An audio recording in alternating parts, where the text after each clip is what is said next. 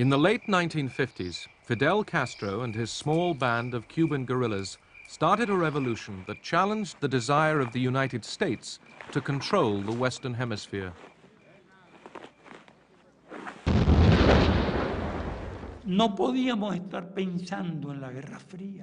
We couldn't think about the Cold War at that time. And besides, we were naive. We really believed there was a certain international order.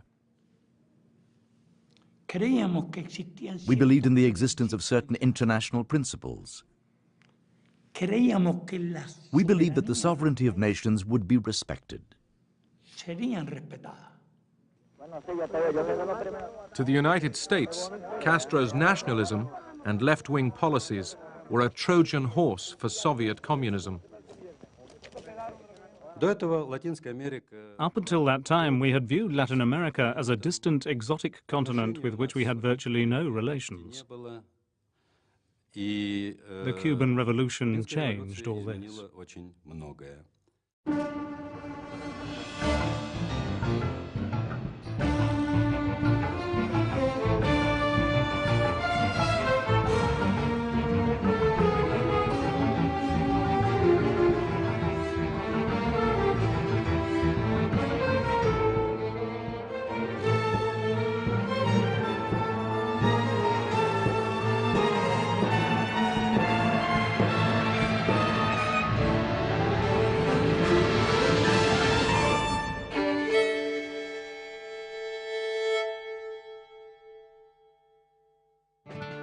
From its birth in 1776, the United States had grown and grown. Where its flag did not fly, its troops or agents often intervened.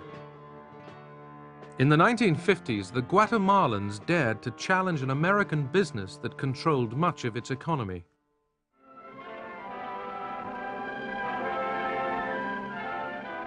The United Fruit Company of Boston owned 500,000 acres of land, the railroad, the port, and telecommunications. But most Guatemalan peasants found it difficult to survive. In 1950, Jacobo Arbenz was voted president. He wasn't a communist, but some of his close allies were. A former military man, Arbenz sought to modernize Guatemala's backward society. Washington was alarmed. What we were faced here with the obvious intervention of a foreign power, because these homegrown parties are not really homegrown. They're being funded or advised by a foreign power, i.e. the Soviet Union. Я абсолютно убежден в том, что правительство Арбенса, the Arbenz government, which had been in power from 1950, didn't enjoy any logistical support from the Soviet Union. We didn't even have diplomatic relations. There was no Soviet mission in Guatemala. President Arbenz started a land reform program, buying up fallow land to distribute to peasants. In compensation, he offered the landowners the values they had themselves declared for taxes. United Fruit was offered just over $1 million for its land. When Arbenz declared nationalization, the company, backed by the United States, claimed $16 million. He saw that I didn't look very pleased. He said, "Aren't you happy about the news?" And I replied, "Now we're going to have to fight on two fronts. We're going to have to fight internally against the landowners and also against the United States." My counterpart, the Guatemala City Chief of Station, was sending in reports too about communist infiltration in the government. And of course he mentioned Jose Manuel Fortuny and some of the old-time Stalinist communists who were gaining favorable positions in the Arbenz regime. In this impasse, the U.S. named John Purifoy as its new ambassador. Purifoy had had experience of communist efforts to gain power in Greece.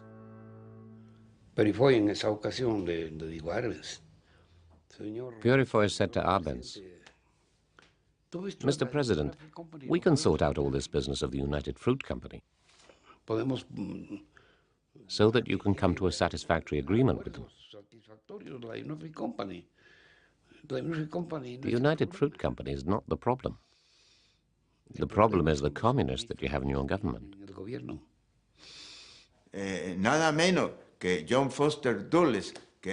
No less a figure than John Foster Dulles, head of the State Department, was part of the firm of lawyers acting for the United Fruit Company.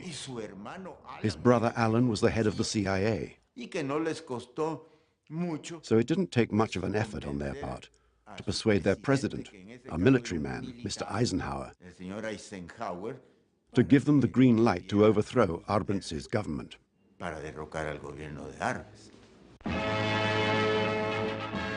U.S. Secretary of State Dulles takes the rostrum to urge united action by the Americas to outlaw international communist intervention in the Western Hemisphere. This conference was shocked by the dastardly attack on members of the United States Congress by those who professed to be patriots. They may not themselves have been communists, but they had been subjected to the inflammatory influence of communism, which avowedly uses extreme nationalism as one of its tools. Arbenz once again put on his colonel's uniform as Guatemala prepared for war.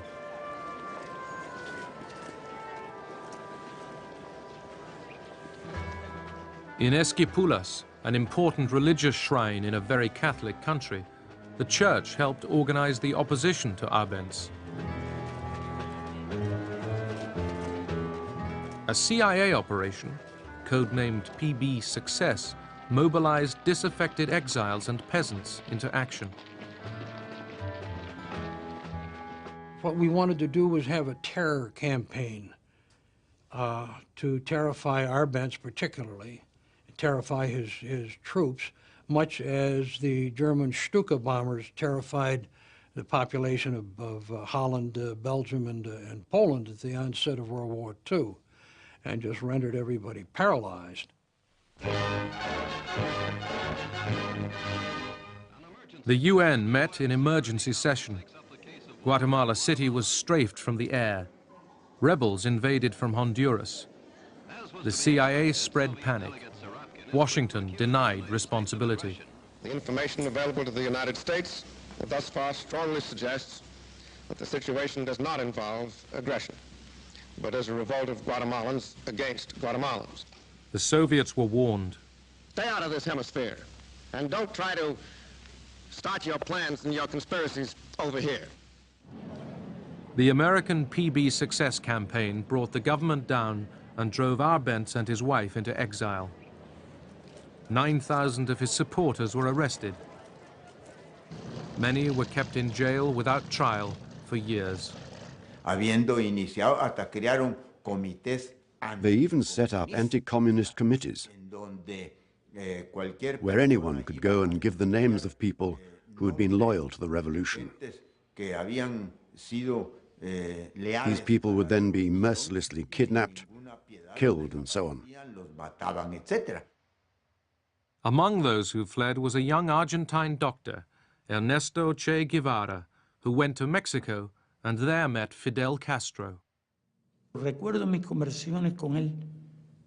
I remember my talks with him.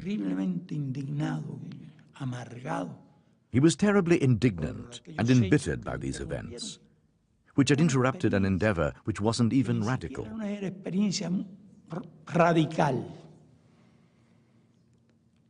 It was a relatively simple change, land reform, which was very just and necessary. 5 years later, Fidel Castro and Che Guevara had triumphed.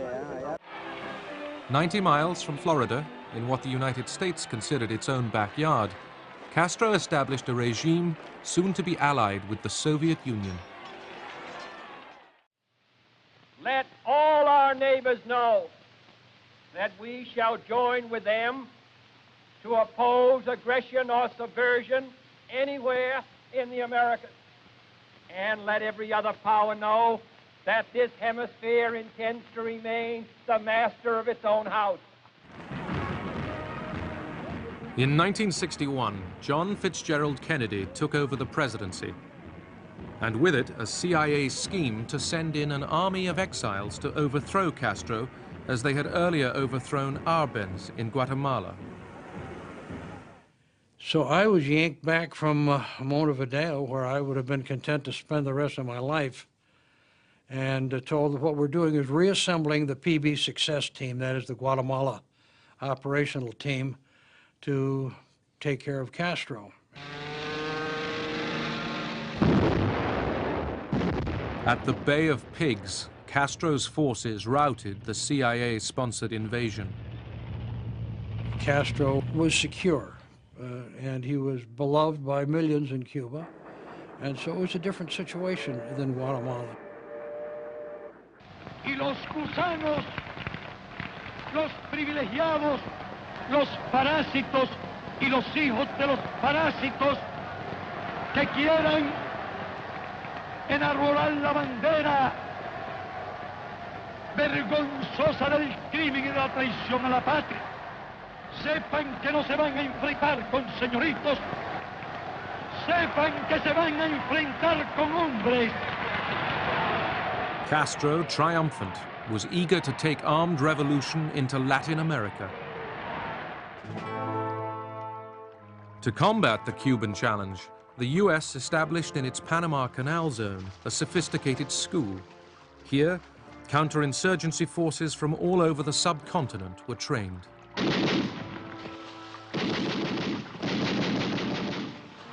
By the early 1960s, left-wing revolutionary groups were fighting the authorities in Guatemala, Venezuela, Colombia, Peru, and the Dominican Republic.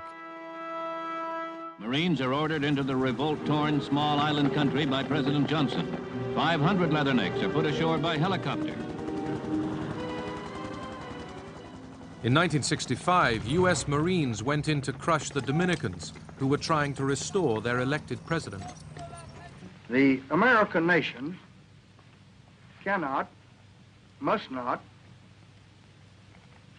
and will not permit the establishment of another communist government in the Western Hemisphere. The Soviet Union, especially after Brezhnev came to power in 1964, adhered to the principle of peaceful coexistence and détente and the relaxation of international tension. But the Cubans had a theory which can be described as, let's have 100 Vietnams. Che Guevara was behind the call for 100 Vietnams.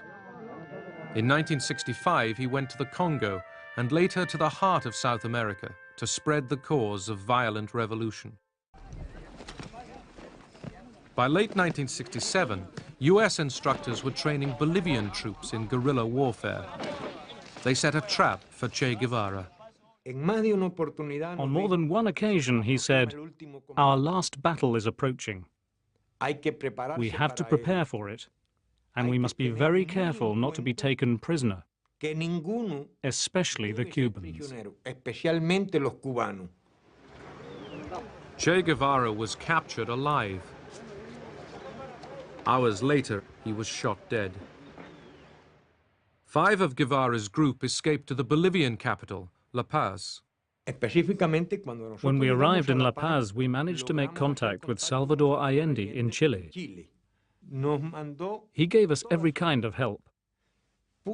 He mobilized his whole party in order to rescue us.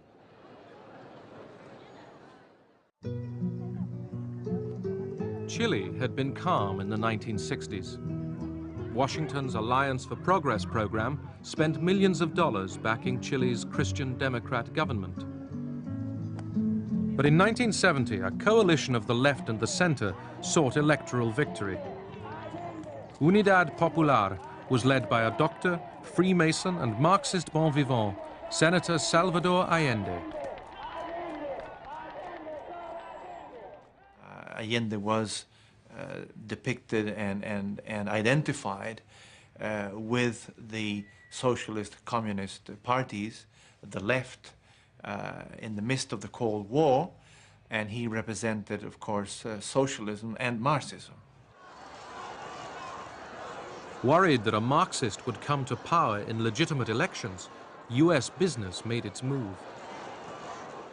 I directed that an approach be made to both the State Department and Mr. Kissinger's office to tell them that we had grave concern over the outlook for ITT's investment, and we were desirous of discussing our thoughts in Washington and willing to assist financially in any government plan to help protect private American investment in Chile. The CIA was not far behind. General René Schneider, the popular army commander who defended Allende's constitutional rights, had to be removed from his post.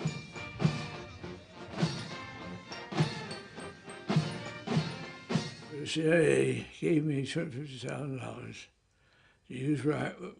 It was the military we could count on to come and help us maybe get rid of Snyder. That was the key, get rid of Snyder.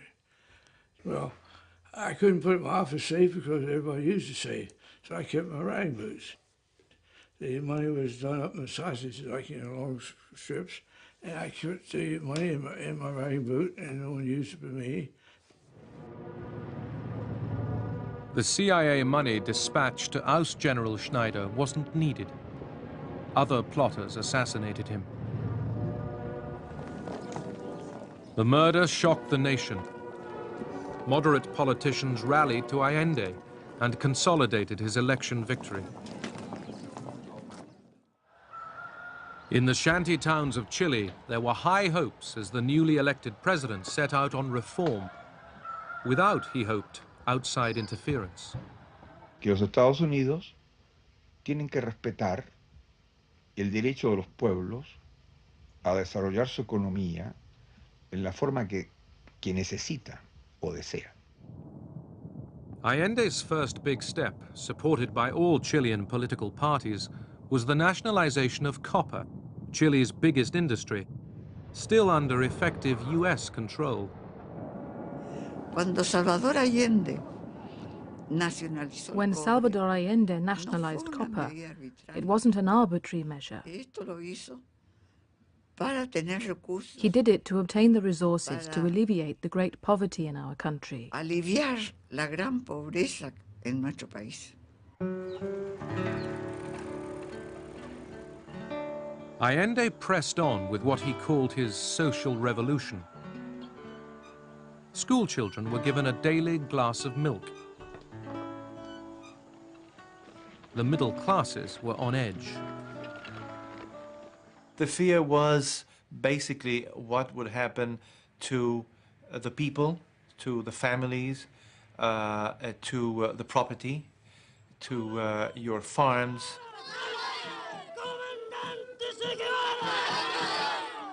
In the Chilean countryside, peasants chanting pro-Cuban slogans began seizing the land. What happened afterwards confirmed the fears, because the government, on the one hand, started to expropriate land, started to expropriate industry. Chile's economy was increasingly put under state control. This upset foreign financiers and the World Bank in Washington, which cut off credits.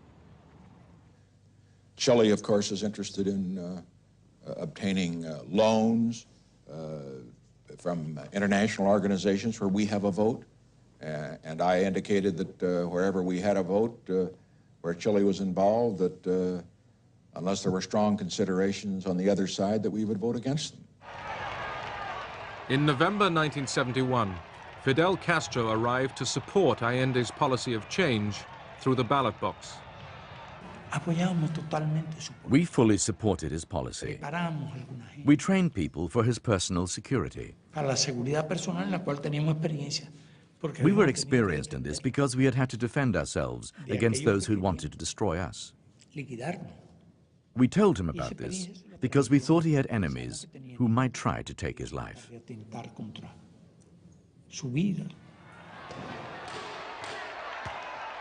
The dangers didn't just come from the right. Castro's Cuban policy of armed revolution found favor with Chile's extreme left, who were hostile to Allende's methods. But most Chileans ignored the call to armed struggle. As inflation mounted, the right attacked economically.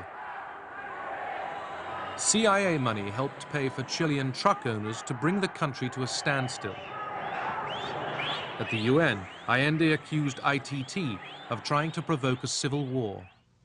Se proponía el estrangulamiento económico, el sabotaje diplomático, el desorden social, crear el pánico en la población para que al ser sobrepasado el gobierno, las Fuerzas Armadas fueran impulsadas a quebrar el régimen democrático e imponer una dictadura. Moscow was the next stop. There, Allende sought the money he needed to stave off bankruptcy. But the Russians, already spending a fortune to support Cuba, were unimpressed. We had come to a conclusion. This regime would soon be toppled because they were trying through very democratic means, without the use of arms, to break the resistance of stronger opposition forces.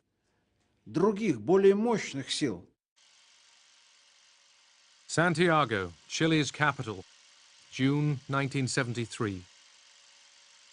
With the government's popularity actually increasing, some frustrated right-wing military officers took to the streets in an attempted coup.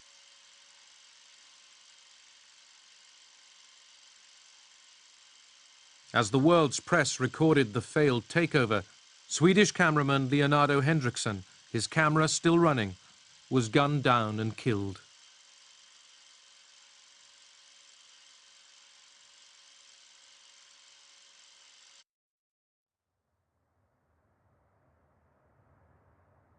Allende responded by placing greater reliance on the military. General Augusto Pinochet was appointed as his loyal chief of the army. Once again, the truck owners paralyzed the world's longest and thinnest country.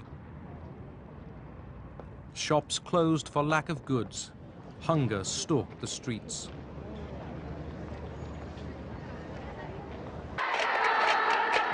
Middle-class housewives came out to bang their pots and pans in protest. The violent right laid their plots. Certainly the situation was getting more and more ominous. And then we did have the possibility of learning something about it, not because we were in touch with the coup plotters. We were not. Just after midday on Tuesday the 11th of September, under orders from General Pinochet, British-made Hunter jets swooped over the Moneda presidential palace, starting fires which were to burn for weeks. My wife and our children were at the house, and they had a marvelous view of these planes winging over and then dipping down and sending their bombs into the Moneda. That morning from the Moneda, Allende had broadcast to the nation. Trabajadores de mi patria, tengo fe en Chile y su destino. Sigan ustedes sabiendo que mucho más temprano que tarde, de nuevo, abrirán las grandes alamedas por donde pase el hombre libre para construir una sociedad mejor. ¡Viva Chile! ¡Viva el pueblo! ¡Vivan los trabajadores! Hours later, Allende was dead. He always said that he wouldn't be taken alive, that he would die defending the Constitution. He kept his word. General Pinochet immediately stamped his mark on the country. In the capital, suspects were rounded up into the National Stadium. Many, like folk singer Victor Jara, were never seen alive again. I know that he behaved with great moral courage. I know that he was a sort of source of strength to his fellow prisoners. I know that he sang there. I know that they beat him down. I know that they broke his hands or his wrists. And I know that after 2 days, they killed him off. Muchos no volvieron, tampoco Manuel. The people he got rid of and shot out of the stadium were all bad people. I mean, he was smart enough to know if he was going to do it, you had to do it complete 100%. You just can't go into it half-assed, excuse me, and do a little bit here and a little bit there. He went in with a lot of force and did it, and straightened it out. When he entered the White House in January 1977, Jimmy Carter promised a new U.S. attitude to the rest of the world. I announced that human rights would be a cornerstone or a foundation of our entire foreign policy. So I officially designated every U.S. ambassador on earth to be my personal human rights representative.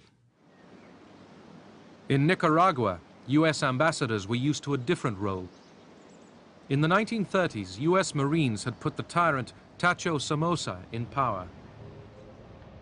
More than 40 years later, Nicaragua was still ruled by a Somoza. A politically moderate newspaper owner, Pedro Joaquin Chamorro, dared to challenge the dictatorship. So what happened to this person who wanted freedom? Well, they murdered him. Who murdered him? The Somoza forces. Chamorro's murder electrified the cowed people of Nicaragua. Somoza declared a state of siege.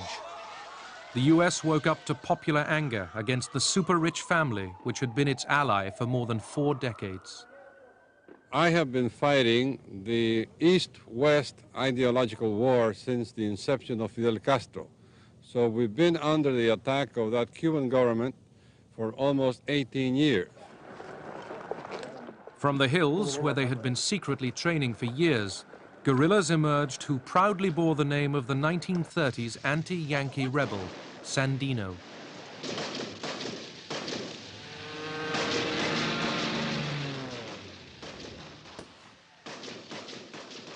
But in the town of Esteli, Somoza's World War II US tanks carried the day.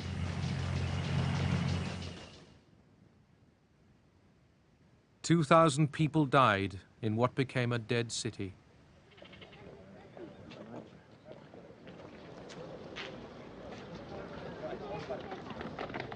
The Sandinistas regrouped, pitting their rifles against Somoza's might.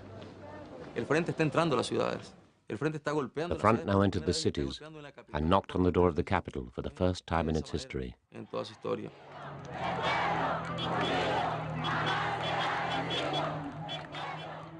The Sandinistas' will to win triumphed. Managua went mad with joy.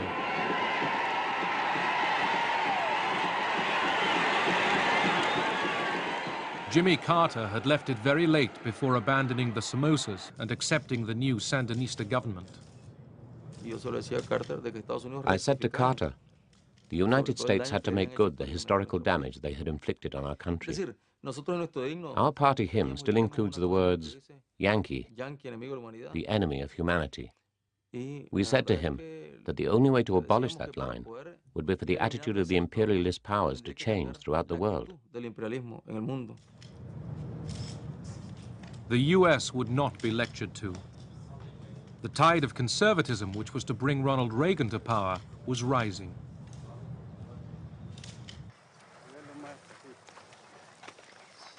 In Nicaragua, Somoza's land was shared out and the family's business monopolies were taken over. Education and health care became widely available. But not everyone was happy with the revolution. All those who didn't agree with the Sandinista policies were subjected to confiscations and imprisonment. Their lives were threatened. Many were murdered just for disagreeing with the Sandinista front. This sort of thing turned many Nicaraguan peasants against the Sandinistas. In the shadows, opponents of the revolution plotted their revenge.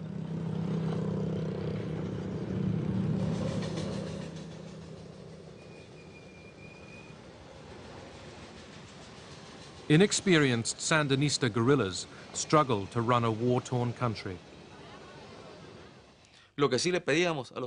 What we asked for was weapons so that we could defend ourselves. That's what we asked of the Soviet Union, of the socialist countries of Eastern Europe, of the Algerians, of the Vietnamese. We sent light weapons, helicopters, armored cars, and other military equipment. There wasn't a large Soviet military presence, but they did have Cuban advisors. Throughout Central America, protest mounted against right-wing military rule. In El Salvador, the Catholic Church had become a haven for the oppressed.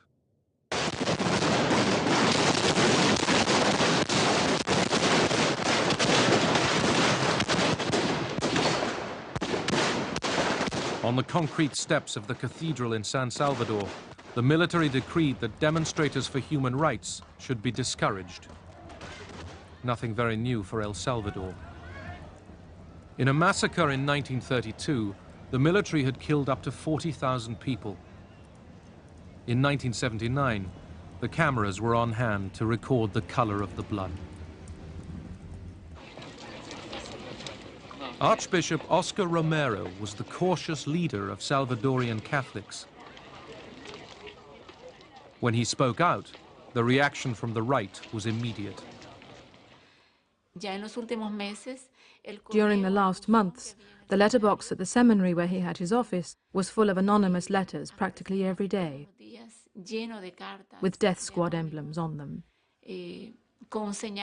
There was one death squad called the White Hand. There were many letters written on black paper with a white hand saying, "We are going to kill you. We are going to tear you apart." Todo quedaría resuelto en El Salvador. No habría necesidad de enfrentamientos ni de otras soluciones. La solución es esta: convertirse de corazón todos al Señor. In March 1980, as he was saying Mass in a private chapel, the Archbishop was murdered by a single assassin's bullet.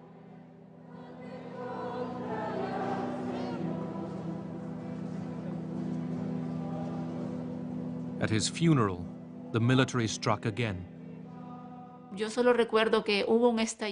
I only remember a bomb exploding, and then many shots being fired, and people running in all directions. It was a disaster. People running, knocking each other down, being hit by bullets. Many, many people were killed.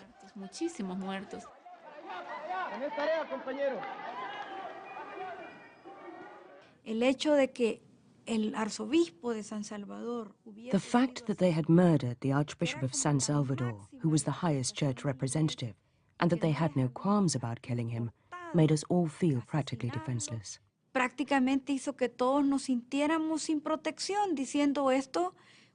We said, either we take the struggle into the open, to the mountains, or they will kill us all here in the city.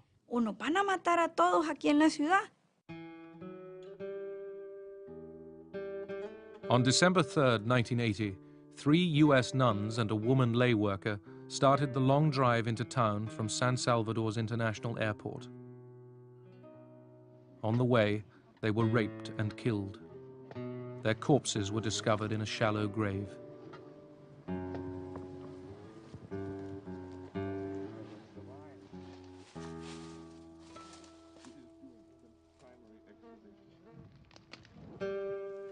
The killings by El Salvador's National Guard prompted President Carter to withdraw aid to the Salvadorian military. But within 6 weeks, Carter had resumed funding an army whose atrocities continued.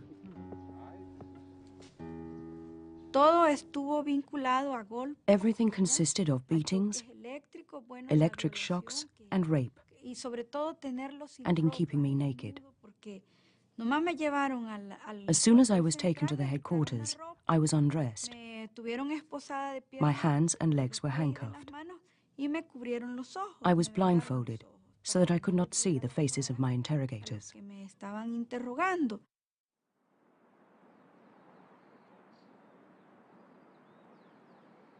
In town, those suspected of being sympathetic to the guerrillas were easy prey for government forces. At night, bodies were dumped on waste ground or left on city streets.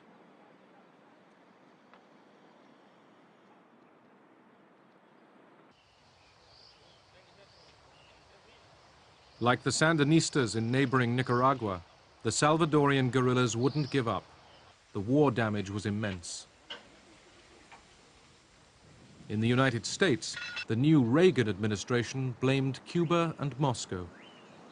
What we are watching is a four-phased operation. Phase one has been completed, the seizure of Nicaragua. Next is El Salvador, to be followed by Honduras and Guatemala. It's clear and explicit in There these is a documents. Caribbean domino theory that's unfolding. Well, I wouldn't call it necessarily a domino theory. I would call it a priority target list, a hit list, if you will, for the ultimate takeover of Central America. Look, if a Soviet-Cuban master plan had actually existed, we would have won the Cold War. If there had been a master plan. But unfortunately, there was no such plan. Quite the opposite. Cuba's actions conflicted with Soviet interests at that time.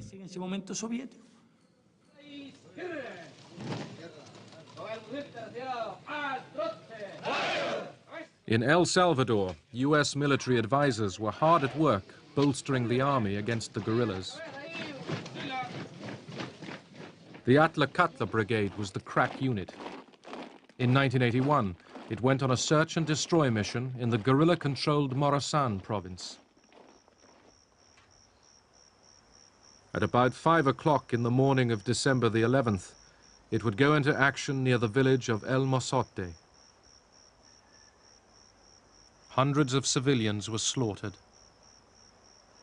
The US State Department said it could find no evidence of a massacre. I saw the women clinging to each other, crying and screaming at them not to kill them. I fought for my children. I didn't want to let them go. I said I would die with them, but they wrenched them from my arms. We heard them killing the children. They killed them at night. You could hear the screams for their mamas and papas.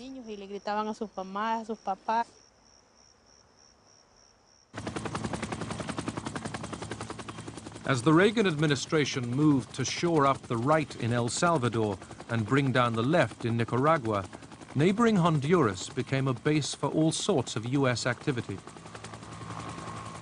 Honduras was the main place where a force was being trained to overthrow the government of Nicaragua.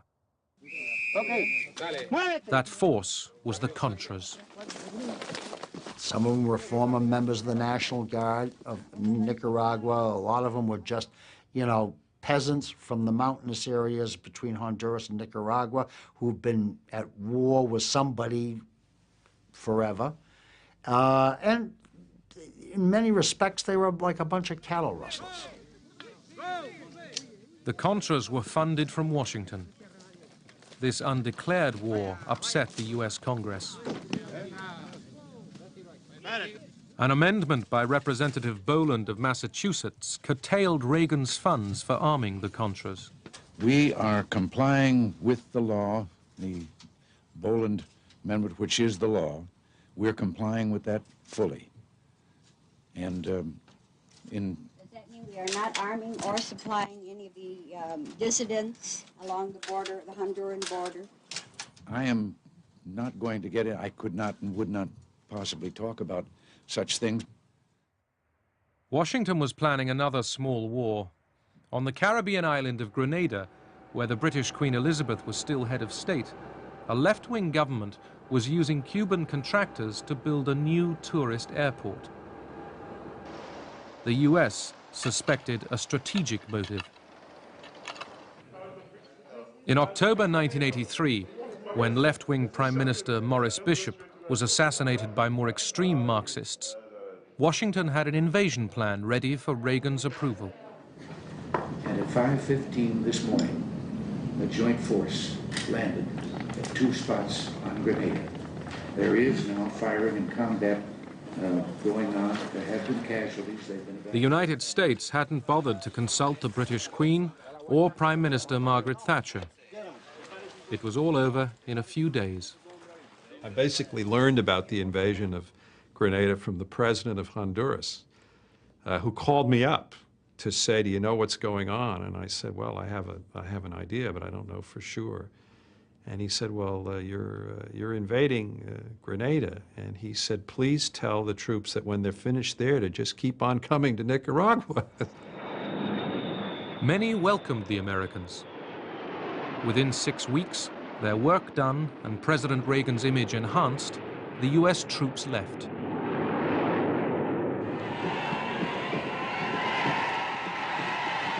In Nicaragua, Reagan's crusade against the Sandinistas was stepped up.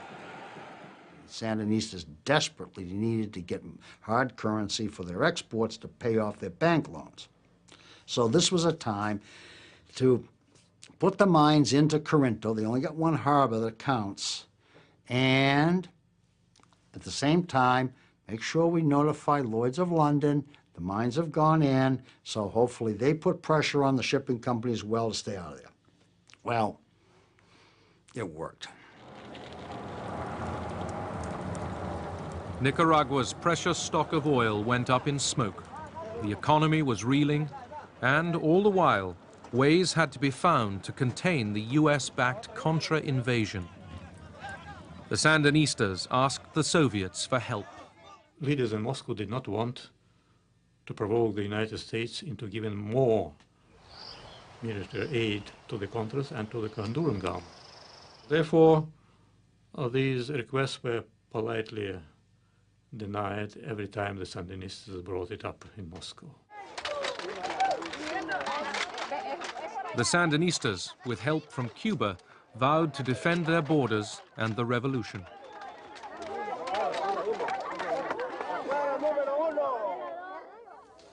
The success of communism in Central America poses the threat that 100 million people from Panama to the open border on our south could come under the control of pro-Soviet regimes. Angry at Reagan's continued support for the Contra War, the US Congress, again led by Representative Boland, voted in October 1984 to deny them any further assistance. With the passage of the Boland Amendments, which ultimately prohibited assistance to the Contras, there was nothing more we could do than to bide our time.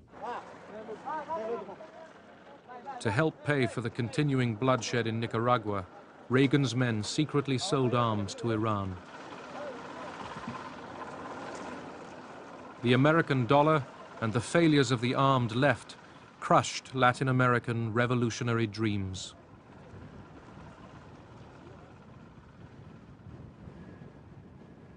The United States saw a threat to their interests because they thought it was a communist struggle. They didn't see us as citizens who wanted a democratic country where there was social justice and which offered opportunities to the majority.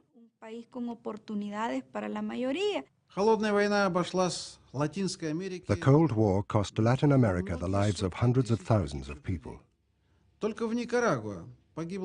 In Nicaragua alone, 50,000 died in the Sandinista Revolution, and another 50,000 died in the Civil War. It was atrocious. There were a lot of deaths, a lot of suffering, a lot of refugees, a lot of population movements.